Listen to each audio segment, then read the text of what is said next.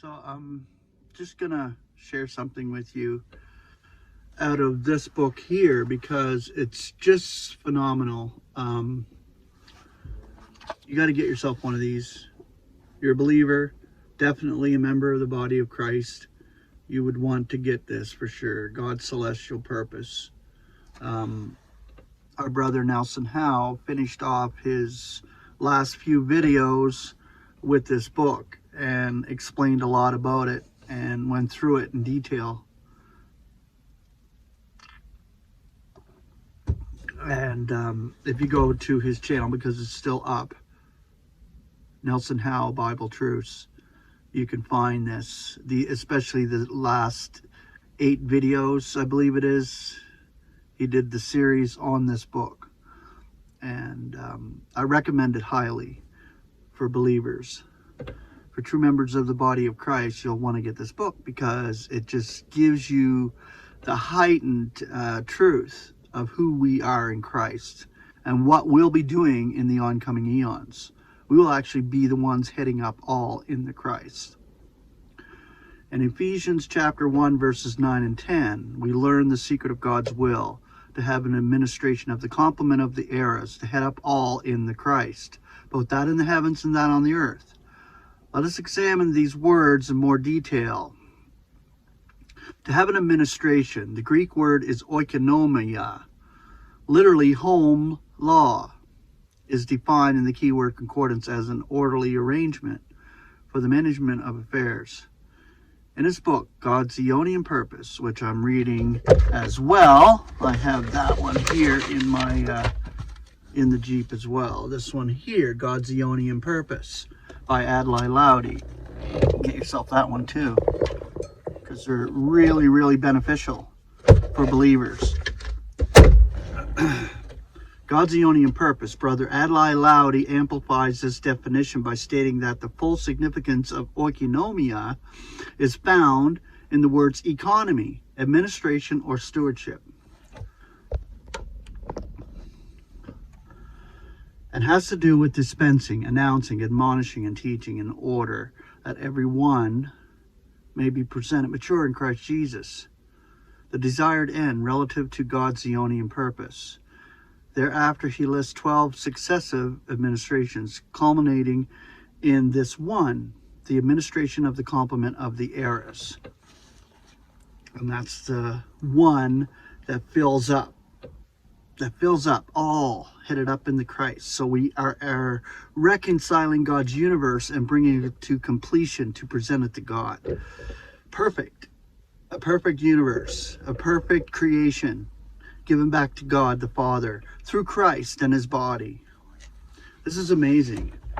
Earlier, our brother had likened the purpose of God to the purpose of the home, which is to begin with children in their innocence and by systematically teaching and training to nurture them in knowledge and wisdom to maturity of manhood and womanhood. And thus God does also in administrating his grand purpose for the eons. And my last word study was on that, really, authority, basically authority in God's universe and how it's broken down.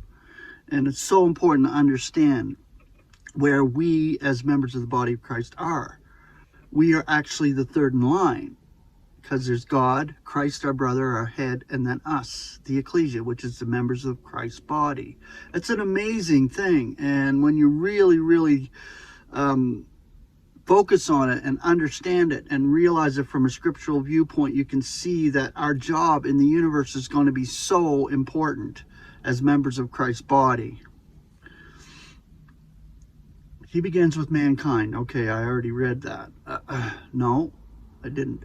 He begins with mankind in innocence, and the consummation is when man shall have attained maturity and full assurance in all his will.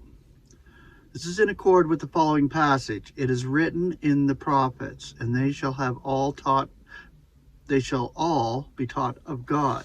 Everyone then who hears from the Father and is learning the truth is coming to me. John chapter 6, verse 45, Ephesians 4, 11 through 14, and Colossians 1:28. Of the complement of the eras, that this administration is so described indicates that it is the final one. The complement is that which fills up, that which completes. Completion is perfect in Christ, and that is for the whole universe. Everyone will be completed in Christ first, then it will be presented to God the Father, a perfect universe. It will have an administration which once set up, will last until the consummation, covering as it does both earth and heaven. It will bring God's purpose to its grand and glorious ultimate. It will bring God's kingdom into such a state of perfection under Christ that he, Christ, will be able to hand it over to the Father so that God may be all in all. 1 Corinthians 15, 27 and 28. All will be built up into such a magnificent temple for God that the whole universe will become his dwelling place in spirit. Ephesians 2:19 through 22. The eras must not be confused with the eons. Eras are little portions of time within the eons. So we're living in the era right now. We're living in an era or an administration. The Greek word translated era or season is kairos and refers to a distinct portion of time having special characteristics. It occurs again in Ephesians 2:12 in that era, which defines the time when the nations in flesh were apart from Christ. Others occur in Luke chapter 12 verse 56, this era, in 1 Timothy 4:1 in subsequent eras, and in Acts 3:19, seasons of refreshing.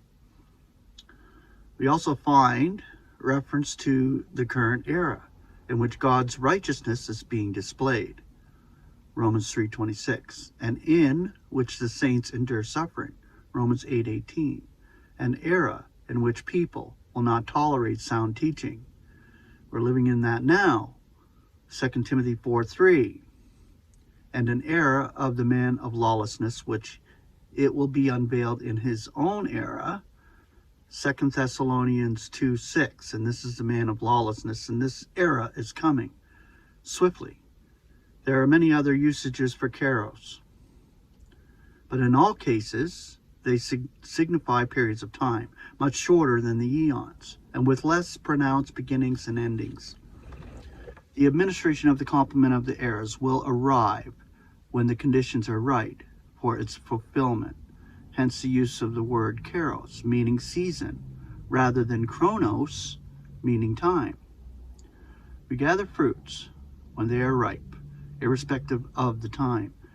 In this case, both time and conditions are right, for the sacrifice of Christ has been made, the question of sin has been dealt with, and the way is open for grace and love to be displayed to the utmost. This part here is amazing, to head up all in the Christ.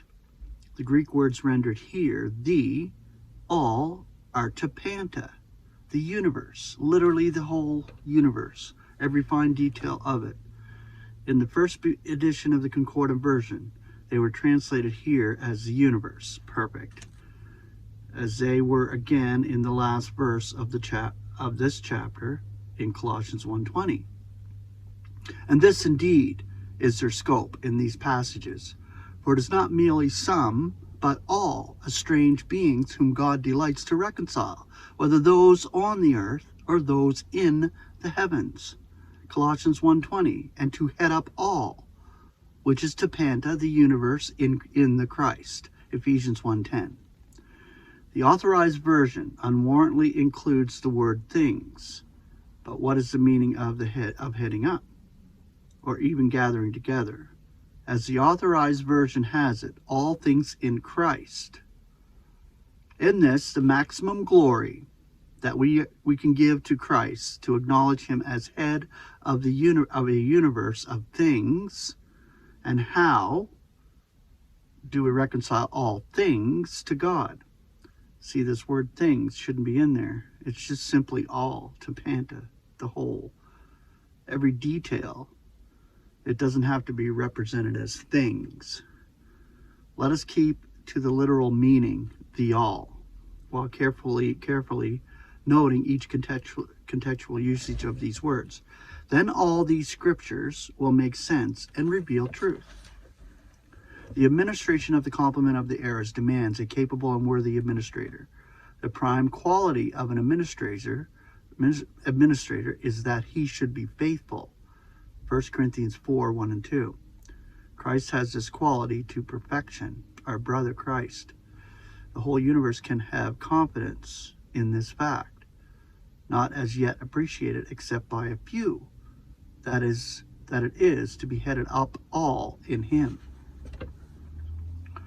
Both that in the heavens and that on the earth. In due time, the Son of God's love will receive his full measure of glory. From the very first, it was God's will that acclamation should be given to the Son of his love, but the counsel of his will denied this for a time, and instead caused him to suffer the utmost depths of man's enmity and cruelty. The expression Christ crucified, which Paul was determined to herald, 1 Corinthians 1:23 and 1 Corinthians 2:2, encompasses in two words the whole range of Christ's experience. On the one hand, Christ, the anointed of God, and inherently in the form of God, and on the other hand, crucified, emptying and humbling himself, and becoming obedient unto death, even the death of the cross. It is because of this that God highly exalts him and graces him with the name that is above every name, and that in the name of Jesus every knee should be bowing, celestial and terrestrial and subterranean, and every tongue should be acclaiming that Jesus Christ is Lord, for the glory of God the Father. Philippians 2, 5 through 11. There is a tremendous depth of truth in the statements in Hebrews 5:8, where it says of Christ that even he also being a son, learned obedience from that which he suffered. We think of the sufferings of Christ as being necessary for our salvation, but they had value for Christ himself, quite apart from the educational worth. They ensured Christ of a glory surpassing anything that he could have achieved or expected in any other way, and is indicated by the word wherefore in Philippians 2:9. The heading up of all in the Christ is therefore the restoring of him to his rightful position. But it involves far more than that. For in the intervening time, since the adversary first moved in his attempt to usurp the headship, vast numbers of beings, including the whole of humanity, have become victims of Satan's machinations, and every one of these has to be made subject to Christ. Each has to acknowledge his right to the headship, for all must acclaim him as Lord, for the glory of God the Father. Philippians 2:11. If this acclamation is forced or feigned, it is not to the glory of God. It must well up out of the loyal and willing heart. And this is where it all comes from, the heart.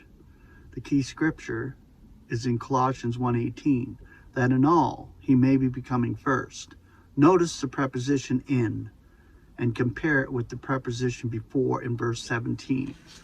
Already he is before all, but for him to attain the full values of his headship, he must be accepted and acclaimed by all with full heart and soul.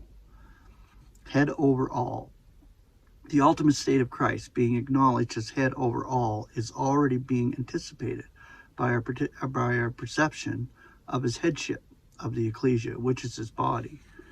The ecclesia, chosen in him before the disruption of the world, that is, before evidence of a rebellion became apparent, and indeed blessed in him with the gift of grace, even before the eons began. 2 Timothy 1:9 has always consciously and subconsciously been proof and reassurance to Christ of his continuing headship. Meanwhile, we note again that Christ is given to us as head over all, though vast numbers of God's creatures still fail to acknowledge the headship of Christ. God presents it to us as an already established fact, with nothing in the universe can gainsay. What a magnificent gift that is. For our exaltation is bound up with his in a very special and close, truly unique sense. He is the head of the body, the ecclesia, who is sovereign. That is a truth which should be most precious to all who are pre-expectant in the Christ and are looking forward with joy to sharing his glory and of being used by him in implementing his universal headship. As A. Enoch once expressed it, he will exercise his headship through the body. As a man uses his members to carry out the dictates of his mind, he, with us, will administer the celestial realms. It was in the heavens that Christ's headship was first challenged. We conclude this because the disruption from which the lamb was slain, from the disruption, unveiling 13:8, occurred before man came on the scene at all.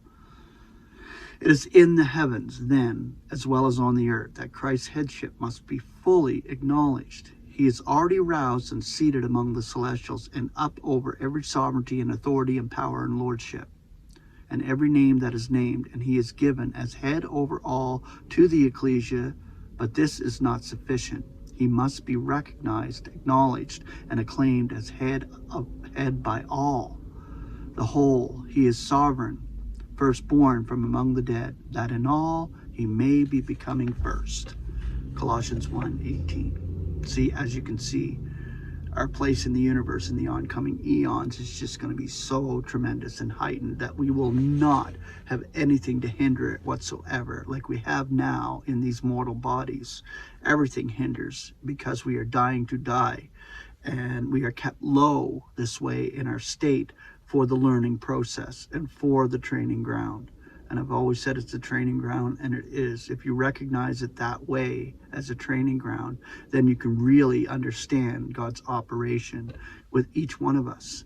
And each one of us has a place in the body that are called to have that place and are placed by God in the body of Christ. We were chosen in him before the disruption, before sin, before even Satan, before anything entered the universe. We were already chosen in Christ. Nothing can take away your salvation. Absolutely nothing.